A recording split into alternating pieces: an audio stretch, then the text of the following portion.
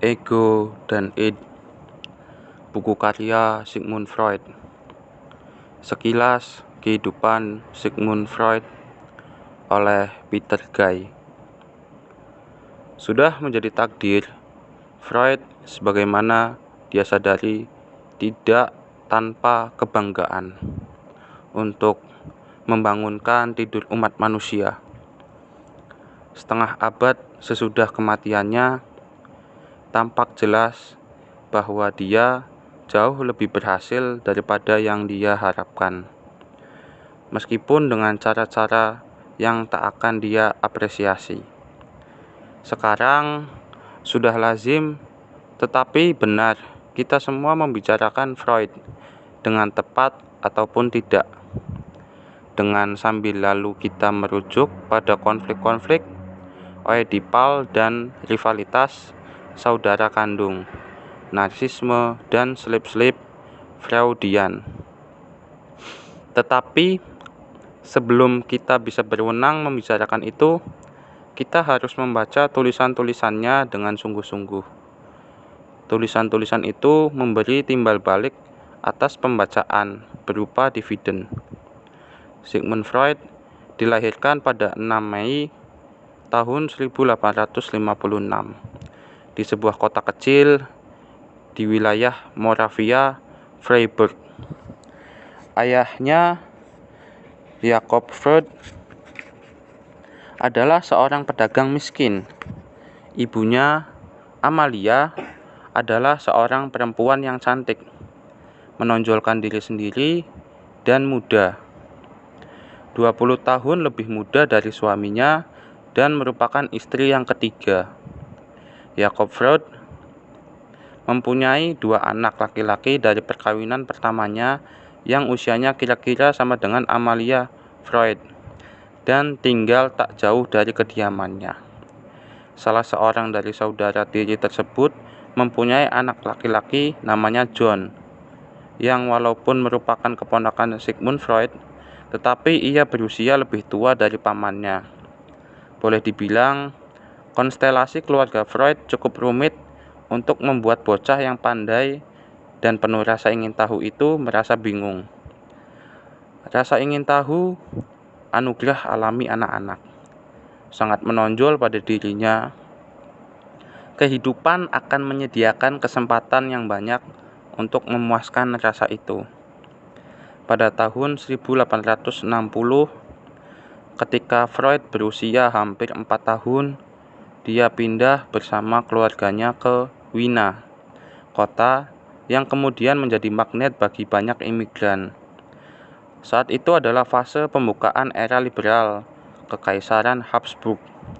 Orang Yahudi yang belum lama terbebas dari pajak yang mencekik dan pembatasan-pembatasan yang menghinakan atas hak milik, pilihan profesi, dan praktik-praktik religius mereka, bisa dengan mudah melabuhkan harapan bagi kemajuan ekonomi, partisipasi politik, dan banyak sekali penerimaan sosial. Itulah saat Freud mengenang ketika setiap murid Yahudi membawa portofolio menteri kabinet di tasnya. Freud muda didorong untuk mengolah ambisi-ambisi tingginya. Sebagai anak pertama ibunya dan merupakan favorit keluarga, dia mendapatkan sebuah kamar untuk dirinya sendiri saat keluarganya bisa memberikan itu. Dia menunjukkan bakat-bakat menonjol sejak masa sekolah dasarnya, dan di sekolah lanjutannya atau gimnasium, dia menduduki peringkat pertama di kelasnya setiap tahunnya. Pada tahun 1873, saat berusia 17 tahun, Freud masuk Universitas Wina. Dia berencana belajar hukum, tetapi didorong oleh apa yang disebutnya sebagai rasa haus akan pengetahuan. Dia malah mendaftar di Fakultas Kedokteran dengan niat untuk memulai bukan sebuah karir konvensional sebagai seorang dokter, melainkan penyelidikan ilmiah yang bisa memecahkan sebagian teka-teki besar yang memikat hatinya. Dia mendapati pekerjaannya dalam fisiologi dan neurologi begitu mengasyikkan sehingga dia tak kunjung menyelesaikan gelarnya hingga tahun 1881. Seorang peneliti cemerlang, dia menumbuhkan kebiasaan pengamatan cermat dan pendirian skeptisisme ilmiah yang sesuai. Dia mendapat keistimewaan bekerja di bawah para profesor dengan reputasi internasional. Hampir semua didatangkan dari Jerman dan positivis realistis yang memandang rendah spekulasi-spekulasi tentang, apalagi penjelasan imani tentang fenomena alam. Bahkan setelah Freud memodifikasi teori-teori mereka tentang pikiran, pada hakikatnya nyaris tidak menyamarkan teori-teori fisiologis. Dia mengenang para gurunya dengan rasa terima kasih yang tulus.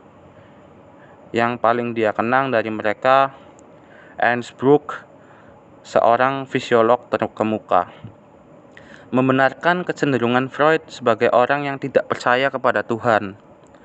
Freud dibesarkan tanpa pendidikan agama di rumah, masuk ke Universitas Wina sebagai seorang ateis, dan meninggalkannya sebagai ateis dengan argumen-argumen ilmiah yang meyakinkan. Pada tahun 1882, atas saran Bloch, dengan berat hati, Freud meninggalkan laboratorium untuk menduduki posisi rendah di Rumah Sakit Umum Wina. Alasannya romantis. Pada bulan April, dia bertemu Martha Bernays, seorang perempuan muda yang langsing dan molek dari Jerman Utara yang mengunjungi salah satu saudarinya dan terperangkap dalam cinta membara.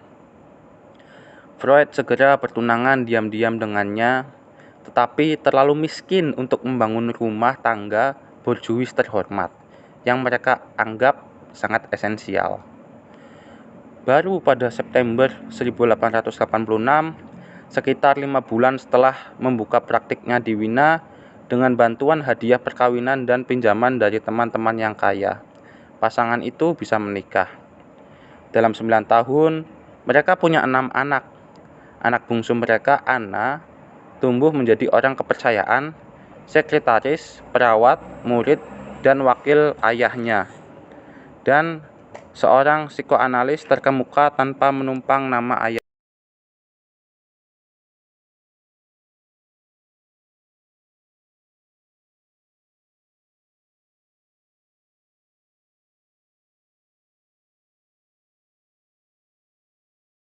Neurolog terkenal Prancis, Jean-Martin Charcot, yang membuat Freud terkesan dengan pembelaan tegasnya terhadap hipnosis sebagai sebuah instrumen untuk penyembuhan penyakit medis, dan pendukung yang tak kalah tegasnya bagi tesis, saat itu sangat tidak lazim, bahwa histeria adalah penyakit yang kemungkinannya menimpa laki-laki tak kurang dari kemungkinannya menimpa perempuan. Charcot, seorang pengamat tanpa tanding, merangsang minat Freud yang terus membesar pada aspek-aspek teoretis dan terapeutik penyembuhan mental. Penyakit saraf menjadi bidang spesialisasi Freud. Dan pada tahun 1890-an, seperti yang dikatakannya kepada seorang teman, psikologi menjadi tiran baginya. Selama tahun-tahun itu, dia menyusun teori psikoanalisis pikiran. Dia sangat tertarik jika seseorang yang tak biasa membantunya. Pada tahun 1887, dia bertemu seorang spesialis hidung dan tenggorokan dari Berlin, Wilhelm Fleiss, dan dengan cepat menjalin persahabatan akrab dengannya. Fleiss adalah seorang pendengar yang didambakan Freud yang kesepian, seorang penjudi intelektual yang tidak terkejut dengan gagasan apapun, seorang penyebar teori-teori provokatif yang kadang membuahkan hasil, orang penuh semangat yang memasok gagasan-gagasan untuk dibangun Freud selama lebih dari 1 dekade. Fleiss dan Freud saling berkirim surat rahasia dan memorandum teknis. sesekali bertemu untuk mengeksplorasi gagasan-gagasan subversif mereka.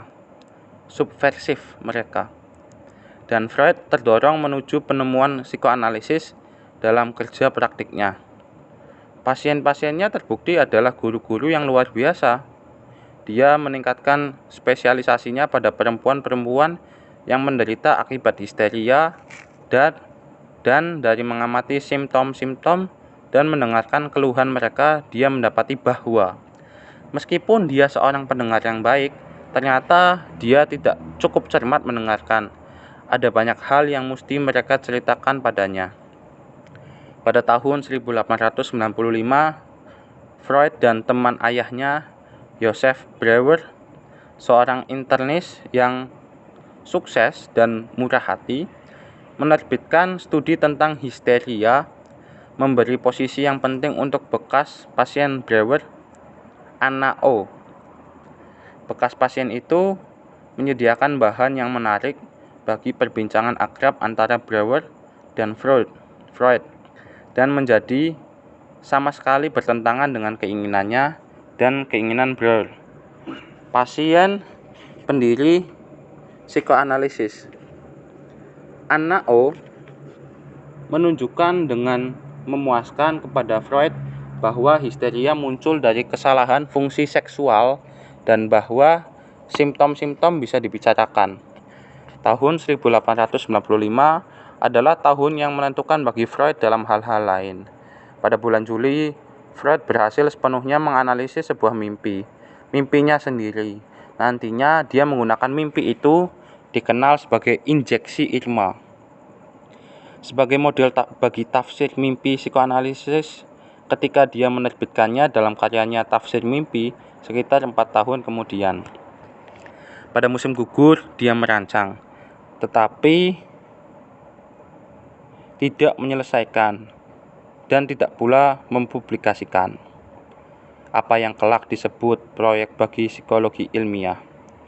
Proyek ini adalah pendahuluan bagi beberapa teori fundamentalnya, tetapi juga berfungsi sebagai pengingat bahwa Freud terperangkap dalam penafsiran fisiologis tradisional atas peristiwa-peristiwa mental. Freud semakin sering memberikan penjelasan psikologis untuk fenomena fisiologis. Pada musim semi 1896, untuk pertama kalinya dia menggunakan nama yang sangat penting, psikoanalisis. Kemudian pada Oktober tahun itu, ayahnya meninggal. Peristiwa paling penting, kenangnya bertahun-tahun kemudian. Kehilangan paling menyesakan dalam kehidupan seorang manusia. Peristiwa itu psikoanalisis menggerakkan Freud sampai pada analisis diri yang tanpa preseden, lebih sistematis dan menyeluruh daripada pemeriksaan diri penulis autobiografi yang paling jujur pun. Dalam 3 atau 4 tahun berikutnya, dia bekerja keras menggarap buku mimpi. Penemuan-penemuan baru memenuhi hari-harinya. Tetapi mula-mula dia harus menolak teori rayuan yang diusungkan untuk beberapa waktu. Teori itu menyatakan bahwa setiap neurosis disebabkan oleh aktivitas seksual prematur, terutama molestasi, pelecehan seksual terhadap anak pada masa kanak-kanak. Begitu terbebas dari teori yang memiliki cakupan luas tetapi mustahil ini, Freud bisa menghargai peran fantasi dalam kehidupan mental dan menemukan kompleks Oedipus, segitiga keluarga universal itu. Tafsir Mimpi, anggitan Freud, diterbitkan pada November 1899. Buku ini menganggap semua mimpi sebagai pemenuhan harapan. Dengan rinci menguraikan muslihat-muslihat mental yang mengalihkan maksud-maksud mereka menjadi drama ganjil yang diingat si pemimpi saat mereka terbangun. Dan dalam bab ke-7 yang sulit, menguraikan sebuah teori komprehensif tentang pikiran. Penerimaan awal publik terhadap buku itu dingin-dingin saja. Selama 6 tahun, hanya 351 eksemplar yang terjual. Edisi kedua baru muncul pada tahun 1900. Meski begitu, Psikopatologi dalam kehidupan sehari-hari yang ditulis dengan gaya populer oleh Freud pada tahun 1901 mendapatkan audiens yang lebih luas.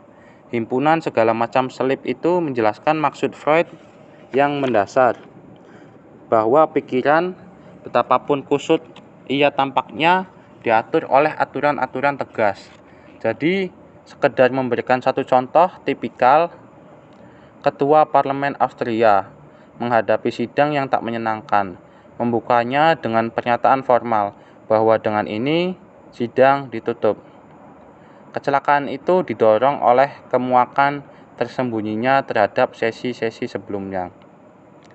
Perlahan-lahan, walaupun masih dianggap sebagai seorang yang radikal, Freud memperoleh prestis dan pendukung.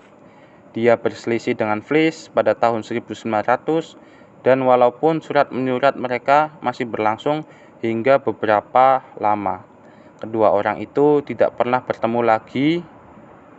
Meskipun demikian, pada tahun 1902, setelah penundaan yang tak masuk akal yang tampaknya disebabkan oleh antisemitisme ditambah ketidakpercayaan terhadap inovator pemberontak itu, dia akhirnya diangkat sebagai profesor madya di Universitas Wina. Akhir tahun itu, Freud dan 4 dokter Wina yang lain mulai bertemu setiap Rabu malam di apartemennya di Bergase 19 untuk mendiskusikan masalah-masalah psikoanalisis. 4 tahun kemudian, kelompok itu berkembang menjadi selusin lebih peserta reguler, mempekerjakan sekretaris profesional Otto Rank untuk membuat notula dan menyimpan catatan. Akhirnya, pada tahun 1908, kelompok itu berubah menjadi Perhimpunan Psikoanalisis Wina. Setidak-tidaknya beberapa ahli medis laki-laki dan beberapa ahli medis perempuan menanggapi gagasan-gagasan Freud dengan serius. Pada tahun 1905, Freud mengukuhkan struktur pemikiran psikoanalisis dengan pilar kedua teorinya, 3 esai tentang teori seksualitas. Teori ini menguraikan penyimpangan dan perkembangan normal dari masa kanak-kanak ke masa pubertas tanpa adanya kekritisan dan keterbukaan. Satu hal yang hingga saat itu nyaris tidak dikenal dalam literatur medis. Masih pada tahun 1905, Freud memperkenalkan bukunya tentang gurauan dan kasus terkenalnya yang pertama, fragmen dari sebuah analisis atas kasus histeria, yang dijuluki kasus Dora. Dia menerbitkan buku itu untuk menjelaskan kegunaan tafsir mimpi dalam psikoanalisis dan mengungkapkan kegagalannya mengenali kekuatan transfer dalam situasi analitis.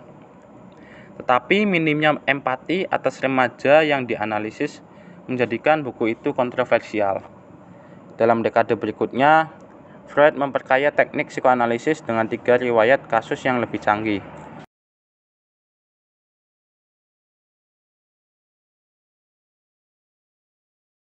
Terhadap kasus neurosis obsesional manusia tikus pada tahun 1909 dan catatan psikoanalisis atas sebuah uraian autobiografis tentang kasus paranoia, kasus Schreiber, pada tahun 1911. Walaupun terdapat berbagai analisis ulang mutakhir, analisis-analisis tadi tetap merupakan model-model ekspositoris untuk seluruh spektrum penyakit mental yang luas. Lalu, mulai tahun 1910, Freud menerbitkan makalah-makalah pelopor yang sangat berpengaruh tentang teknik psikoanalisis. Untuk menegakkan metode psikoanalisis di atas fondasi yang kokoh, dia juga tidak mengabaikan teori.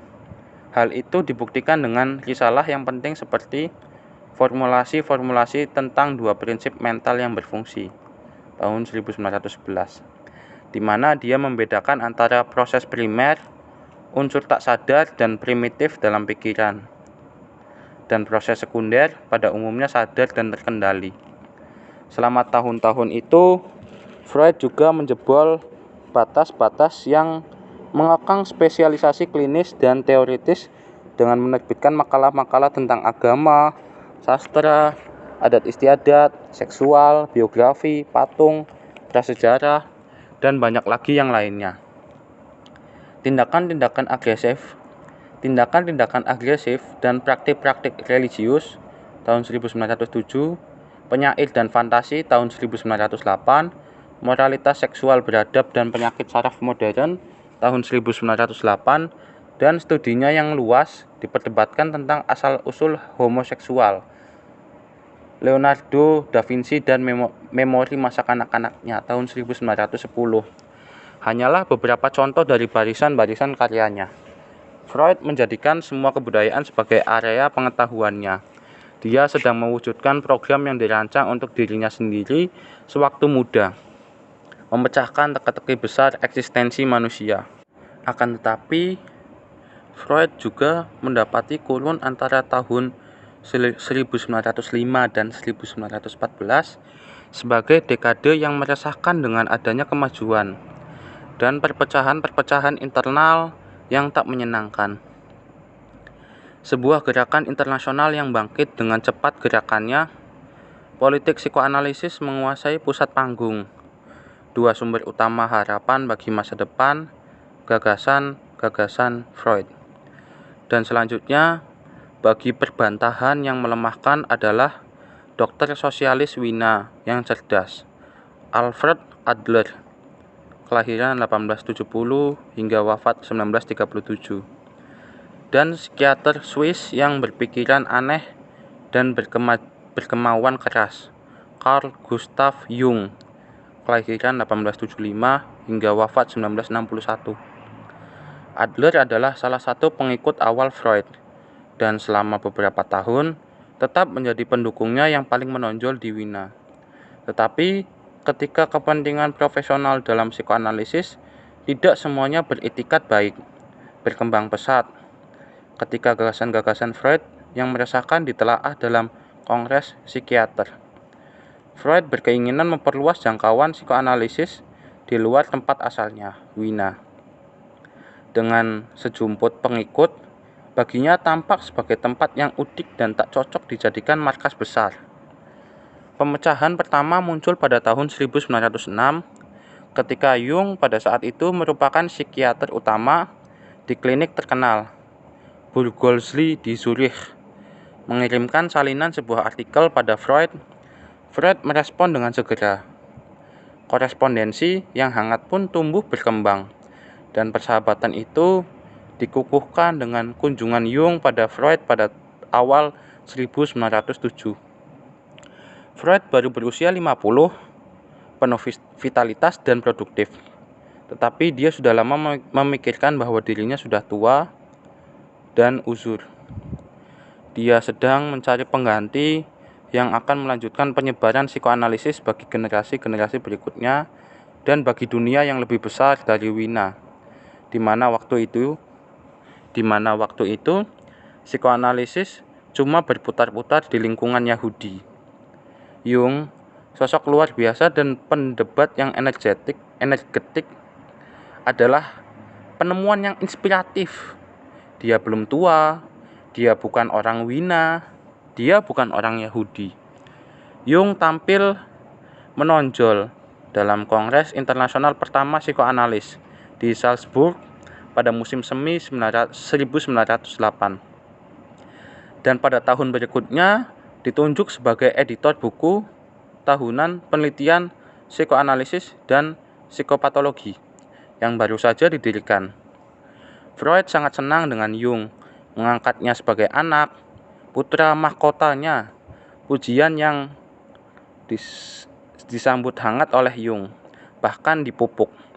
Karena itulah, ketika Perhimpunan Psikoanalisis Internasional didirikan pada Maret 1910 di Nuremberg, Jung adalah pilihan logis yang tak terelakkan bagi Freud untuk menjadi presidennya. Para pengikut Wina, Freud melihat kota mereka digantikan oleh Zurich sebagai pusat psikoanalisis, dan mereka tidak menyukai itu.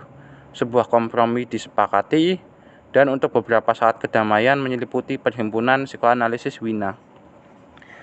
Tetapi Adler mengembangkan gagasan-gagasan psikologis tersendiri yang mengusung agresivitas atas seksualitas dan inferioritas organ sebagai penyebab dominan neurosis. Perpecahan pun tak terelakkan, dan pada musim panas 1911, Adler dan beberapa pengikutnya mengundurkan diri, menyebabkan Freud dan para Freudian mengendalikan perhimpunan Wina. Freud bukannya tanpa pujian. Pada September 1909, dia menerima gelar doktor kehormatan dari Universitas Clark di Worcester, Massachusetts, seperti halnya Jung. Tetapi, seperti Adler, Jung juga semakin menjauh dari gagasan-gagasan Freud. Dia tidak pernah merasa nyaman dengan keutamaan yang disandangkan Freud terhadap dorongan seksual, libido. Pada awal 1912, keberatan-keberatan itu menjadi bercorak personal. Sebagai tanggapan, Ernest Jones, pengikut utama Freud di Inggris, membentuk sebuah kelompok rahasia pembela yang beranggotakan para analis yang satu gagasan, komite. Komite itu terdiri atas dirinya sendiri, Freud, Sándor Ferenczi, seorang pengikut yang cemerlang dari Budapest, pengacara Wina yang cakap Hans Sachs, dokter klinis yang berpengalaman Berlin dan teoretikus Karl Abraham, dan juru tulis pribadi Freud, sang otodidak Otto Rank. Tampaknya ini perlu dikemukakan pada akhir 1912. Korespondensi antara Jung dan Freud menjadi semakin penuh permusuhan. Pada Januari 1914, Freud mengakhiri persahabatannya dengan Jung, sebuah perpisahan yang tinggal menunggu waktu saja. Pada musim semi 1914, Jung mengundurkan diri dari posisi-posisi pentingnya dalam gerakan psikoanalisis.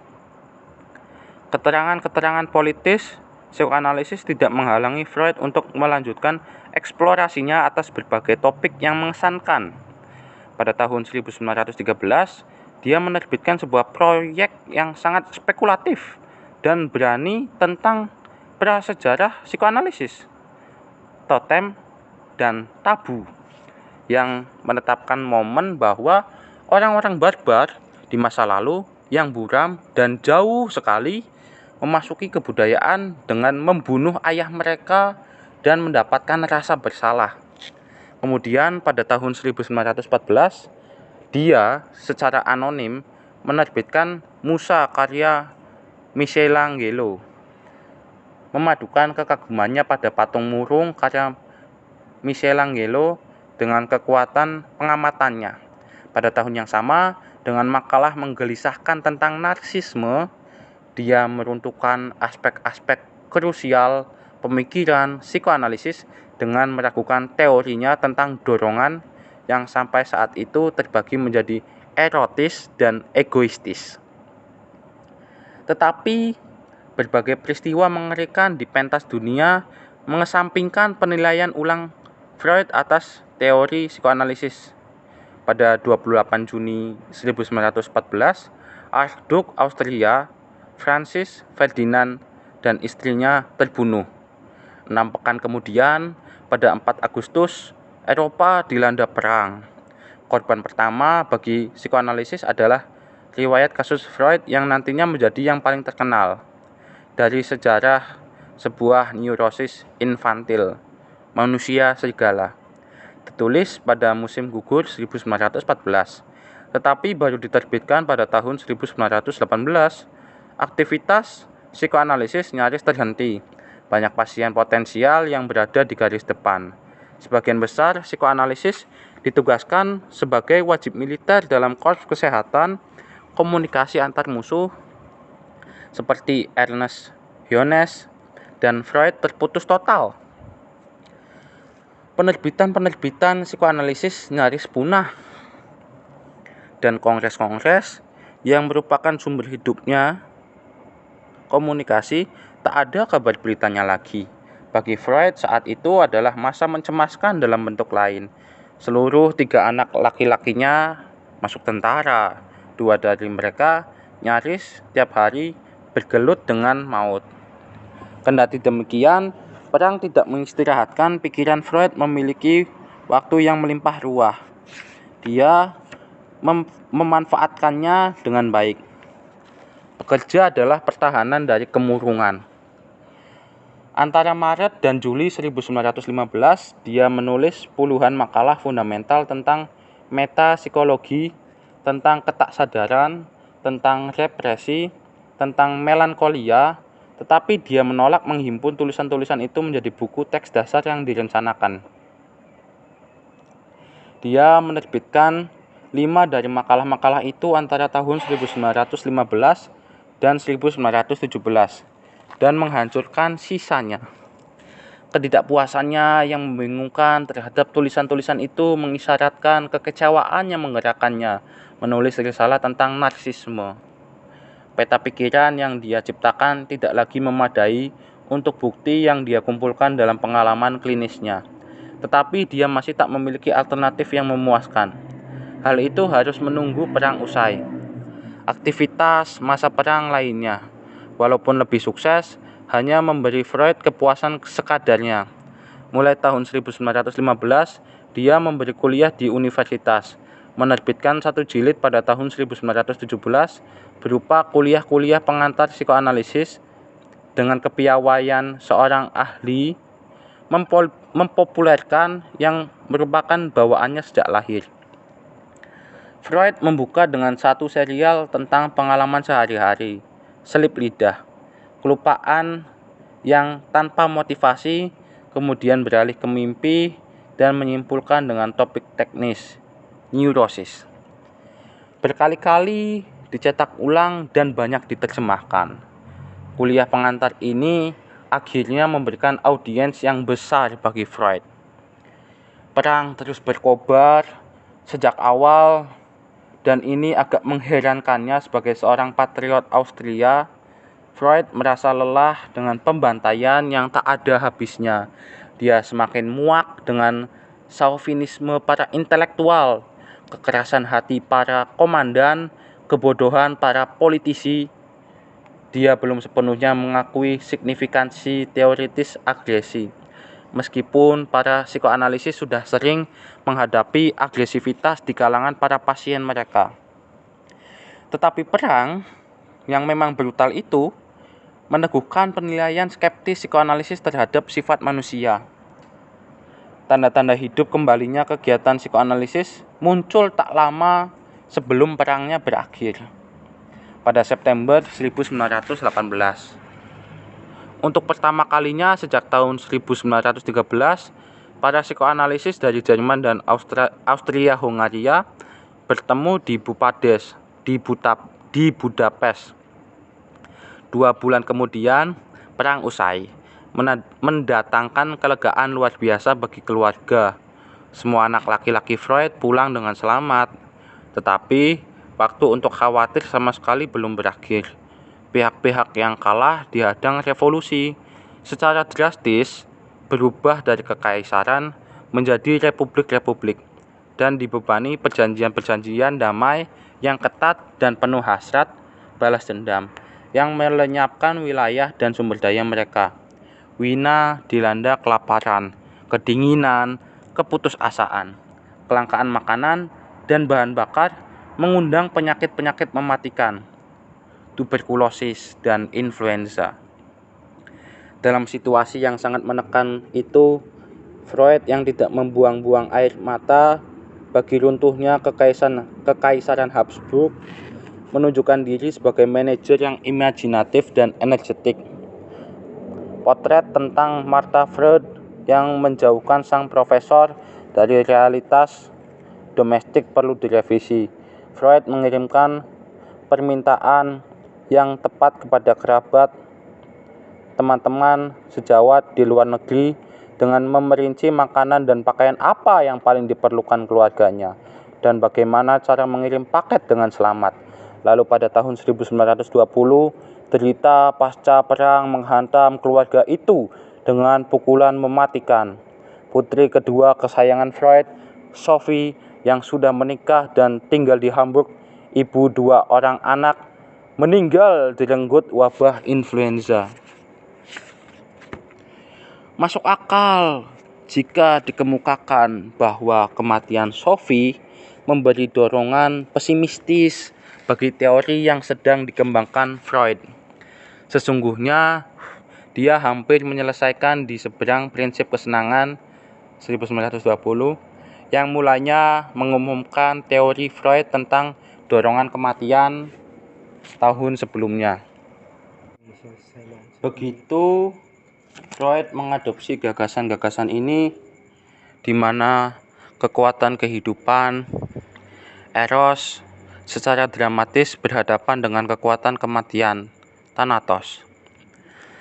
Dia mendapati dirinya tidak bisa memikirkan cara lain apapun. Pada tahun 1923, dalam studi klasiknya Ego dan Id, dia merampungkan revisinya. Dia lalu mengusulkan sebuah teori struktural pikiran yang memvisualkan pembagian pikiran dalam 3 agensi yang berlainan tetapi saling berinteraksi. Id, keseluruhan domain pikiran yang tak sadar, terdiri dari dorongan dan material yang nantinya direpresi. Ego, yang sebagian sadar dan memuat mekanisme pertahanan dan kapasitas untuk menghitung, menalar, dan merencanakan. Dan superego, juga sebagian sadar yang menampung nurani, dan di luar itu rasa bersalah yang tak sadar.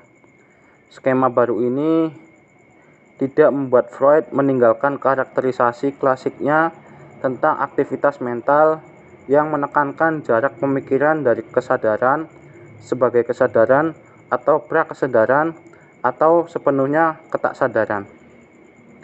Tetapi kini dia membuat titik menentukan bahwa banyak operasi mental ego dan juga superego yang tak bisa diakses oleh observasi langsung. Sementara itu, gerakan psikoanalisis tumbuh dengan marak. Freud menjadi nama yang sangat terkenal.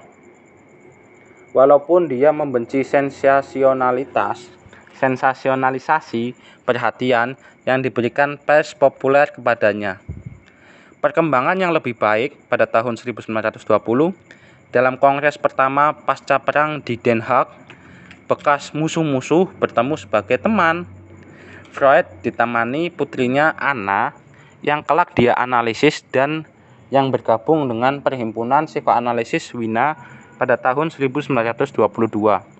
Pada tahun itu, para analis mengadakan pertemuan di Berlin. Itulah kongres terakhir yang dihadiri Freud. Pada April 1923, dia menjalani operasi pengangkatan tumor di langit-langit mulutnya. Meskipun selama berbulan-bulan, para dokter dan sejawat-sejawat dekatnya bersikap seolah-olah tumor itu tidak ganas. Pada bulan September, kebenaran mengemuka. Dia mengidap kanker. Operasi berat menyusul pada musim gugur. Sejak itu, Freud jarang-jarang terbebas dari rasa tidak enak atau sakit karena terpaksa mengenakan prostesis. Tetapi dia tidak pernah berhenti bekerja. Meskipun mengalami kesulitan berbicara, dia terus menganalisis pasien. Banyak dari mereka adalah para dokter Amerika yang datang ke Wina sebagai muridnya dan kembali pulang untuk menganalisis di New York atau Chicago. Dia terus merevisi teori-teorinya.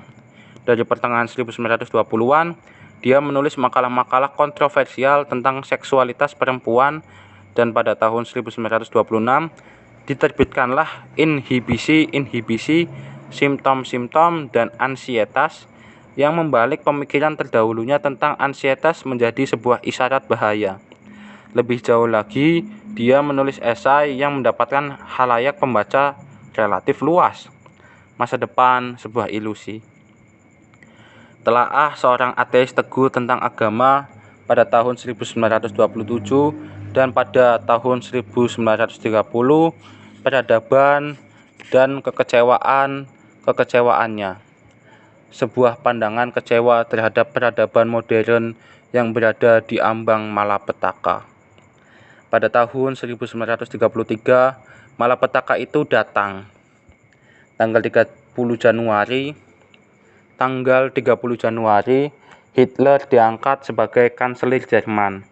Dan sejak saat itu, orang-orang Nazi Austria yang sudah aktif saat itu semakin sering ikut campur dalam politik. Para penjaga lama sudah pergi. Karl Abraham meninggal secara prematur pada tahun 1925. Sandor Ferenczi menyusulnya pada tahun 1933. Teman-teman terdekat Freud sudah tidak ada, tetapi Freud tidak mau meninggalkan Wina yang dia benci sekaligus dia cintai. Dia terlalu tua, dia tidak mau kabur. Lagi pula, Nazi tidak akan pernah menyerbu negerinya. Pada hari 12 Maret 1938, orang-orang Jerman membuktikan bahwa keyakinannya itu salah. Ketika pasukan Nazi bergerak masuk, rakyat yang bersukacita menyambut mereka. Kemarahan antisemit melampaui apapun yang pernah disaksikan orang Jerman setelah 5 tahun Nazi berkuasa. Pada akhir Maret, Anna dipanggil ke markas besar Gestapo. Walaupun dia dibebaskan tanpa cedera, trauma itu mengubah pikiran Freud. Dia harus beremigrasi. Perlu waktu berbulan-bulan untuk memuaskan pemerasan-pemerasan yang dilakukan pemerintahan Nazi. Tetapi pada 4 Juni, Freud bertolak ke Paris, disambut oleh bekas pasien yang pernah dianalisis sekaligus seorang murid yang mencintainya, Putri Marie Bonaparte. Pada 6 Juni, Freud mendarat di London, didahului oleh sebagian besar keluarganya untuk meninggal dalam kebebasan. Meski sudah tua dan sakit-sakitan, Freud tak berhenti bekerja. Buku lengkapnya yang terakhir, Musa dan Monoteisme, membuat jengkel dan merisaukan para pembacanya yang berkebangsaan Yahudi. Dengan pernyataan tegasnya bahwa Musa adalah seorang berkebangsaan Mesir. Dia mengakhiri hidup sebagaimana dia menjalaninya, pengganggu kedamaian. Dia meninggal dengan gagah berani pada 23 September 1939. Dia meminta dokternya agar menyuntikkan morfin dalam dosis yang mematikan. Freud tidak